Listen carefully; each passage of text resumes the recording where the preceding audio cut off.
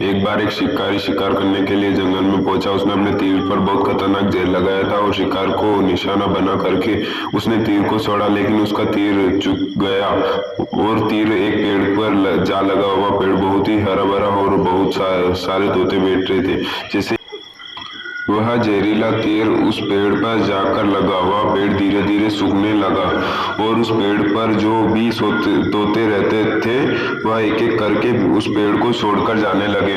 उस बड़े से पेड़ के कोटर में एक बूढ़ा तोता रहता था जो बहुत ही धर्मात्मा और अच्छे मन का था। सभी तोते उस पेड़ को छोड़कर जाने लगे थे, लेकिन वह बूढ़ा तोता जाता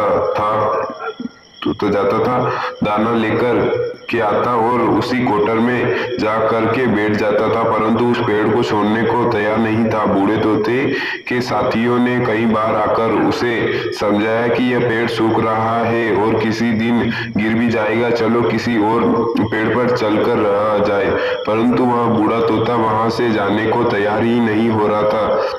अब यह बात देवराज इंद्र तक पहुंची। इन्हें बताया गया कि एक तोता वह जिस पेड़ पर रहता है उस पेड़ पर एक जहरीला तीर लगने के कारण सूखने, गिरने और खत्म होने का कंगार पर आ पहुंचा है और एक बूढ़ा तोता अभी भी वहीं पर रह रहा है। वह दाना लेकर आता है और वहीं रहता है, जब कि उस जंगल में बहुत सारे पेड़ है, लेकिन वह उसी पेड़ पर रहता है। देवराज इंद्र प्रकट हुए और उस बूढ़े तोते को कहने लगे कि आप बहुत धर्मात्मा हैं, बहुत ही अच्छे हैं, मन के हैं, लेकिन आप इस पेड़ को छोड़कर किसी और पेड़ पर चले जाइए, क्योंकि यह पेड़ कुछ ही दिनों में गिर जाएगा। तालाब के पास में बहुत से बड़े बड़े हरे हरे पेड़ हैं। बड़े बड़े कोटर में एक उन पेड़ों पर फल भी लगे हुए हैं, इन्हें वहीं पर तोड़कर खा सकते हैं, परंतु यहाँ से आप चले जाए।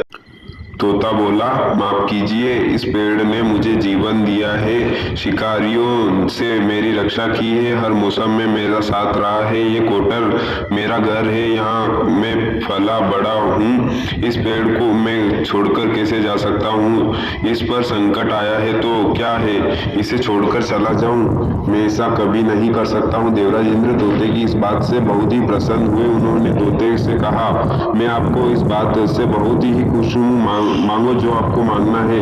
उससे बूढ़े तोते ने कहा, मुझे बस इतना मांगना है कि जिस पेड़ ने मुझे जन्म दिया है, जहाँ मैं रहा हूँ, पला बड़ा हूँ, जिसे आप मेरा जन्मभूमि कह सकते हैं हो, आप इसे फिर से वैसा ही हरा भरा कर दो जैसा यह था। देवराज इंद्र अमृत से उस पेड़ को खींच दिया और पहले तरह हरा भरा कर दिया।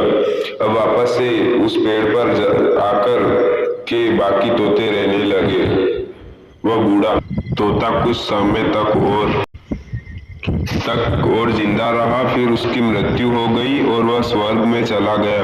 यह कहानी हमें सिखाती यह है कि जब भी किसी इंसान पर का बुरा दौर आता है तो वह टूटा हुआ होता है, उसे किसी के सहारे की जरूरत होती है, किसी की आवश्यकता होती है। अगर आप ऐसे समय में उसे छोड़कर चले जाएंगे, उससे बात नहीं करेंगे, मुंह मोड़ लेंगे, तो आपसे बुरा कोई नहीं है, क्योंकि आप किसी के दुख का साथी बने या ना बने, लेकिन आपको हमेशा किसी के दुख का साथी जरूर बनना चाहिए।